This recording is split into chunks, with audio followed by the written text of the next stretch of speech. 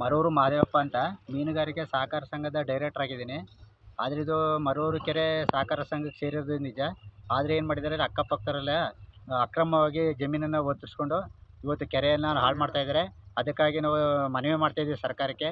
ನಮ್ಮ ಸಹಕಾರ ಸಂಘದಿಂದ ಮತ್ತು ಸರ್ಕಾರದವ್ರು ಮತ್ತು ಎಲ್ಲ ಅಧಿಕಾರಿಗಳು ಈ ಕೆರೆಗೆ ಎಲ್ಲ ಸಹಾಯಧನ ಮತ್ತು ಇನ್ನೊಂದು ಒತ್ತುವರಿಯನ್ನು ಬಿಡಿಸ್ಕೊಡ್ಬೇಕಂತ ತಮ್ಮಲ್ಲಿ ಬೇಡ್ಕೊಳ್ತೀವಿ. ಮತ್ತು ಸುಮಾರು ಅಂತ ಅಂದರೆ ನಮ್ಮೂರು ಕೆರೆ ಮರೂರು ಕೆರೆ ಸುಮಾರು 180 ಎಕರೆ ಇರೋದು. ಈ 180 ಎಕರೆಯಲ್ಲಿ ಸುಮಾರು 80 ಎಕರೆ ಒತ್ತುವರಿ ಆಗಿದೆ. ಅದನ್ನು ಅಚ್ಚುಕಟ್ಟು ಅಂತಂದರೆ ಸುಮಾರು 200-300 ಎಕರೆ ನೀರಾವರಿ ಆಗುತ್ತದೆ. ಅದಕ್ಕೆ ಎಲ್ಲ ತೊಂದರೆ ಆಗ್ತದೆ.